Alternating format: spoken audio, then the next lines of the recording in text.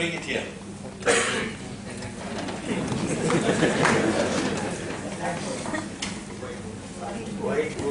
Whiteboard, which I'm going to blacken now. Little more for. Little more. Little more. Little more. That's fine. They can't see. This side, fine.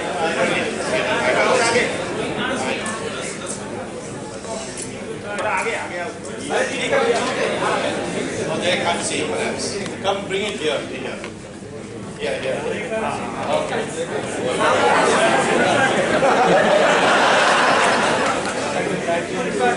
Well, turn it around down the line.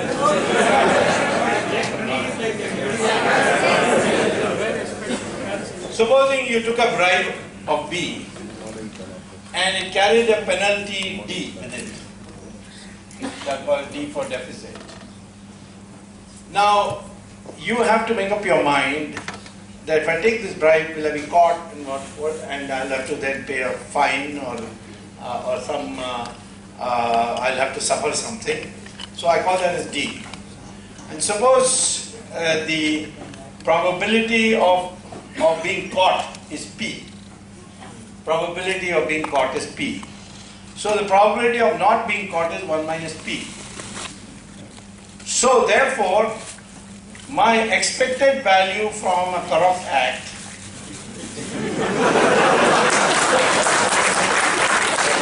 is B times 1 minus P plus D into P.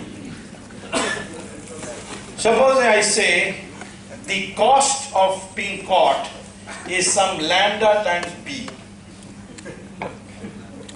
Some huge amount, I mean 5 times, 6 times, whatever, times B. This is the penalty that you're going to pay.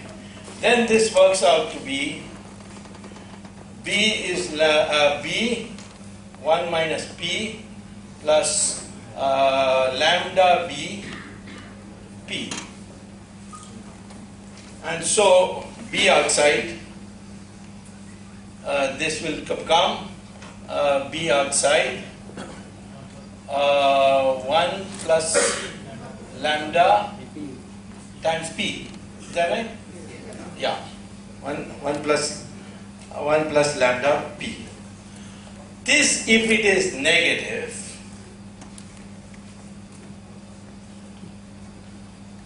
it's 1 minus 1 minus lambda. 1 minus lambda.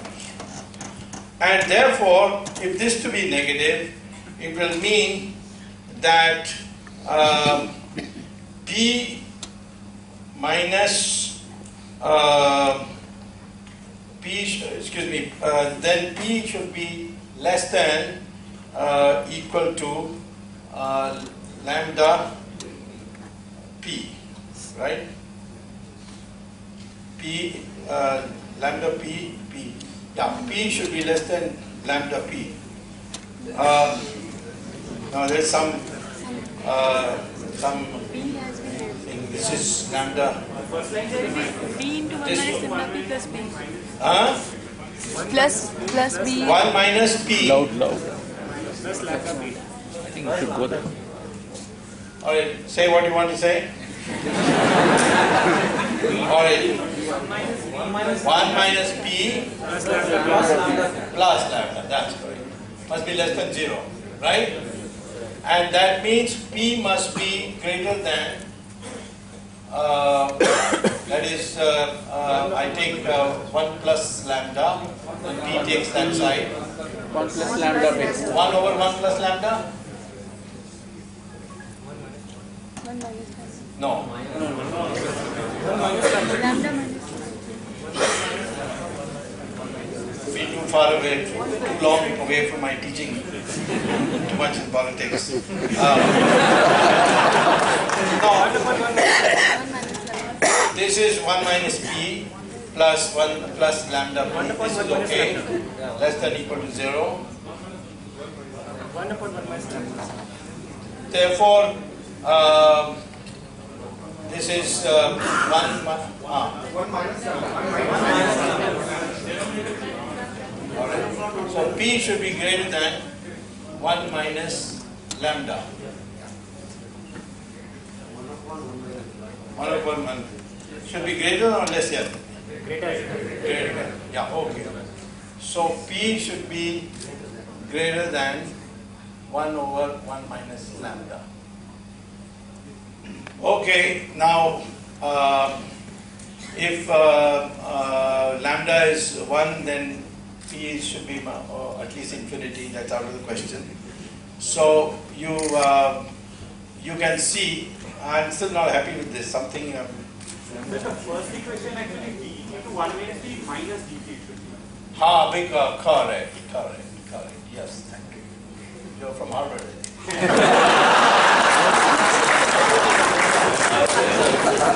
Correct. Now it's okay. Now I got it. So now it is P should be greater than 1 plus 1 over lambda. Right? Now it's clear? Alright, that means if lambda is 99, then 1 plus 99 is 100. So if lambda is 99 times the bribe, then all you need of being caught is 0.01. Alright, so if lambda is 199, then it is 1 by 200, that is even smaller. So larger is the lambda, the larger is the fine on getting caught. The higher is the more likely is that the expected value will be negative. So if P is greater than that, then expected value is less than 0. And therefore it is rational not to be corrupt. And that's the method the Americans adopt. They catch you, then you had it. Happened to Rajat Gupta. What did he do? He called up the stockbroker and said, I've just come out of the board meeting of the Goldman Sachs and we have decided to just dump the following stocks. That fellow went straight and sold those stocks and made a killing.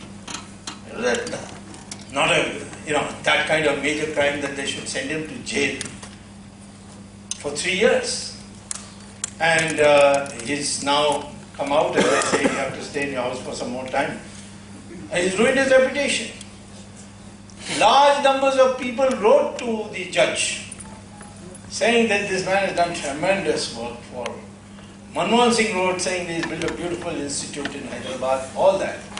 So the judge in his order says, I have got such laudatory letters and I am convinced that if a man so highly regarded and had won the confidence of so many people would do something like this, then he all the more deserves to be punished.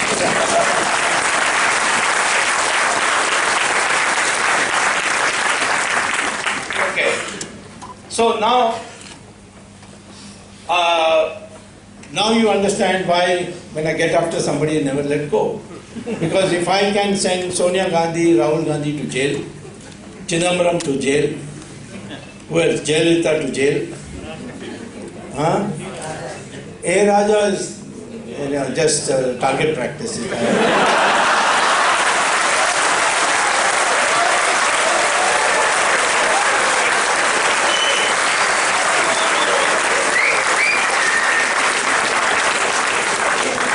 I am happy to report that when I was fighting to send Miss Sonia Gandhi and her son to jail on this National Herald, just a brief example of how money laundering takes place. I'll give you a National Herald background also. Am I running out of time? No, I got 15 minutes. The National Herald is simply this: 3 institutions. Congress Party, the Associated Journals Private Limited, a commercial company which published the National Herald, closed down, now closed down because they can't pay a debt of 90 crore rupees, owed to, they say, to the Congress Party. The Congress Party accepts it's also owed to them. And a third private limited company under Section 25 of the Companies Act, called Young Indian. Now, of course, the new act is Section 8. Now, the board of directors of the Young Indian, this new company, is Sonia Gandhi, Rahul Gandhi, Motilal Vora, Oscar Fernandez, Suman Dubey, Petroda. These 6 people, of which 76% is owned by mother and son in equal proportion. So, and then 12% Motilal Vora, 12% this Oscar Fernandez, and the other 2 0, but they are directors.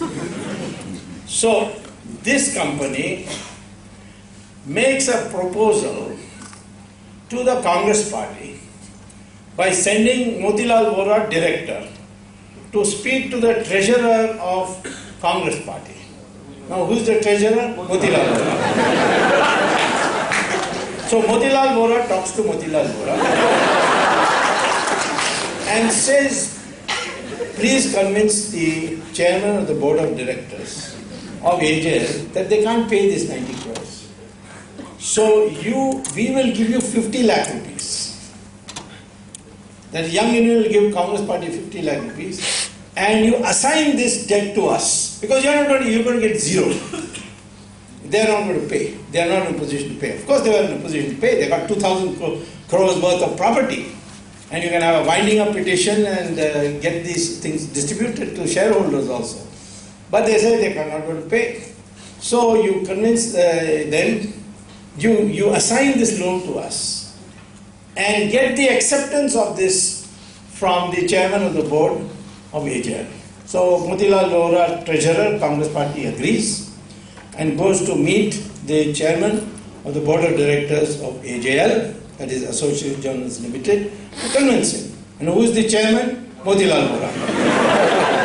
So Motilal Vora, treasurer, goes to talk to the chairman of the board, Motilal Vora, and convince him. And he is convinced.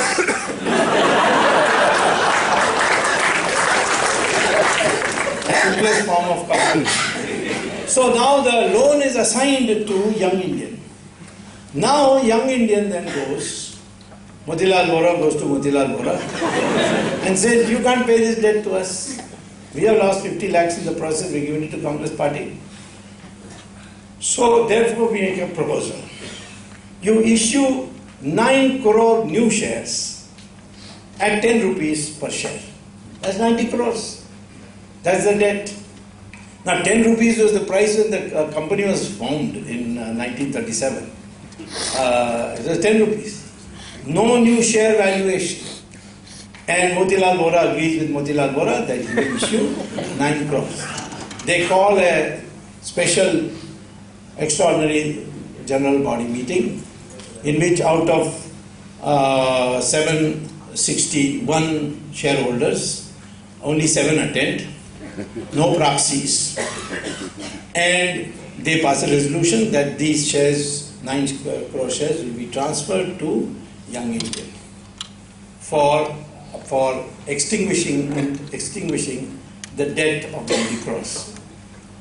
Now, this is a clear criminal misappropriation, breach of trust.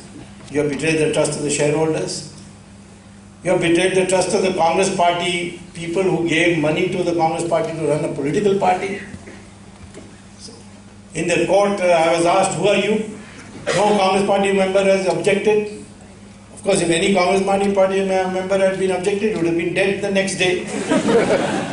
But I still have a right, because the Supreme Court has said, even private organizations like the BCCI, Board of Cricket Control of India, registered under the Societies Act, even that is subject to the court judicial review because of the fact that BCCI performs a public function of arranging cricket matches for the vast millions of Indians, for which cricket pitches is given by the government of India, security is provided by government of India, and therefore it is of public interest to see that it functions properly.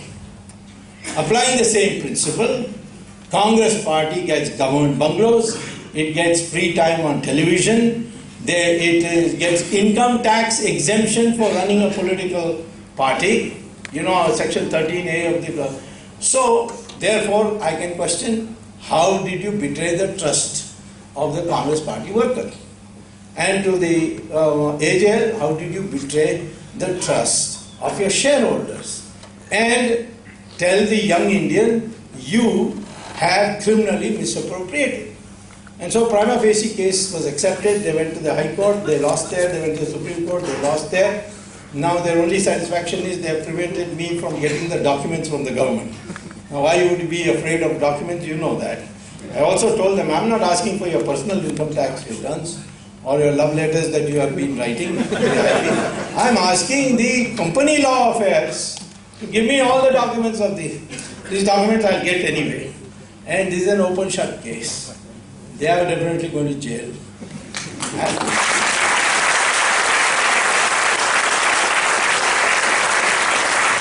In the meantime, Mr. Chidambaram is entangled in hair cell maxis. His son is entangled in money laundering in Singapore. All these, and so the race is who's going to go first. Look at the impact on the country, which has been saying that people can never be caught. That will completely change. And that's one way of discouraging. Then the expected value becomes negative. Because people feel such big things can happen to big people, then it has a good effect. Now I have two more things to say in the remaining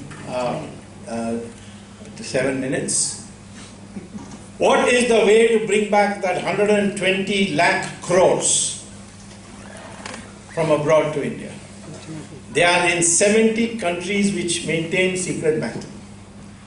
There are 4 ways. Way number 1, you do the way that the Americans have done, which is they found out that 5,627 Americans had bank accounts in Credit Suisse and Union Bank of Switzerland. So the Department of Treasury and the FBI went visiting the branch office of the Union Bank of Switzerland and Credit Suisse and said, we know that you got American citizens' secret accounts. Please give us the detail. Now, the bank chiefs said, we can't do that because it's very important for secrecy. And if a word gets around that we gave it to you, no one will do business with us, so we can't do. So the Treasury Department asked these officials, are you made up your mind you will not give? They said, yes, we can't give. So they went back. That evening, the FBI arrested all the office bearers of these 2 banks and put them with criminals. 2 days later, the government of Switzerland said, here is the list, please take it. We also have Union Bank of Switzerland and Credit Suisse branches in Bombay. We can do the same thing. Second method. German Chancellor, what is her name? Yeah, that.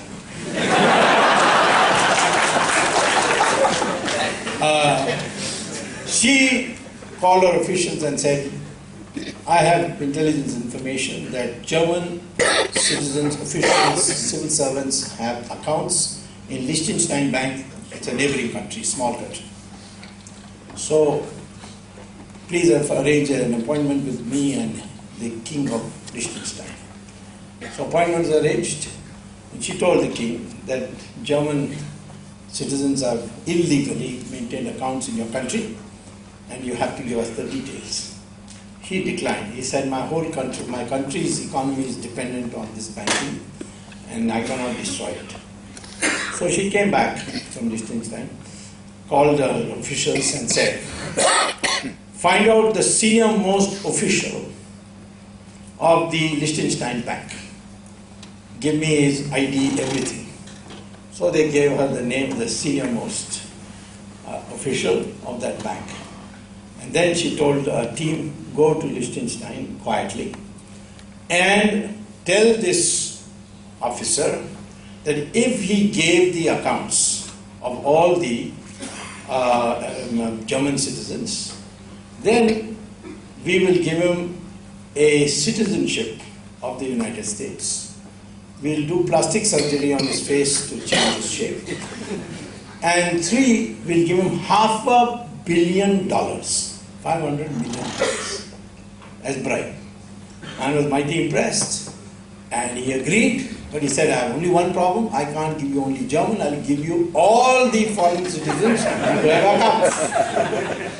So he drew it to put in a CD, gave it to the Germans. The Germans then downloaded and found 24 countries, including Germany, had officials, politicians, and all having secret bank accounts.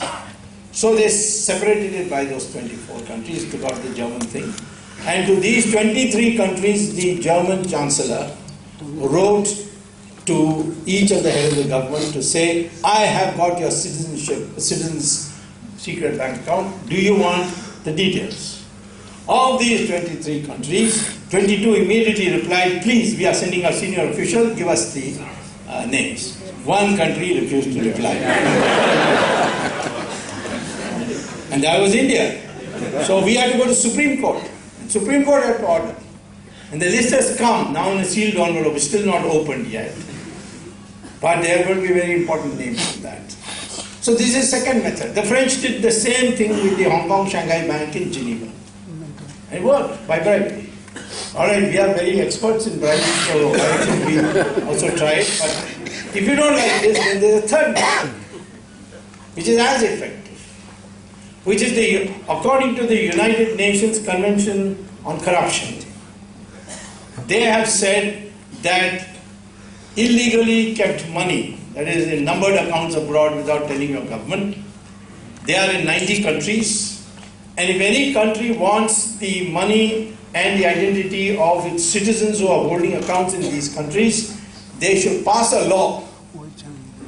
That law should say that all accounts of Indian citizens, for example in the case of India, abroad in these 90 countries are hereby nationalized. And the United Nations will then ensure that these 90 countries give you the money in the bank plus the identity of the bank holder, the person in whose name the bank account is. For that we need to pass. Let us, instead of passing it, issue an ordinance. And let's see who will dare to oppose that in the Rajya Sabha. Nobody would. They will all be so frightened. And in the duration of the 6 months you need to convert an ordinance into a law, this becomes an effective law, and you can use that and get that money back. Many countries have done this. For instance, Mubarak's account, the Egyptians got, Gaddafi's account, the Libyans got, Marcos's accounts, the Filipinos got it. India can get it too. I've been saying pass an ordinance, but Mr. Jaitley said no, this is not the proper procedure. So,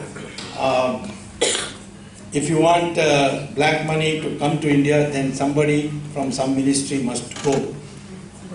Then only it can be done. Because there is so much resistance. Now, I think this is the third method. So, there are methods to do it. It can be done. How long? 2 months. There is also a mutual assistance agreement between us and Switzerland. If I can know the account of somebody, then I can write to the Swiss authorities under this act, and the Switzerland will give you the entire details on the Mutual Assistance Pact. And that pact is very old. It's, I think, 1972. Am I right? Something like that. He's the expert in black money. I mean, he doesn't have it. He was part of a committee and all that. They produced a magnificent report, but it was not implemented, right? Anyway, the issue is this, that this country can do it and go. I have given already bank accounts of Sonia Gandhi and Rahul Gandhi to the government of India. They are still not approaching the Swiss authorities. But I can tell you they will approach. Because I've seen in the National Herald the Prime Minister intervened to see that nobody of any authority will fix anything in favor of anybody that I would have seen.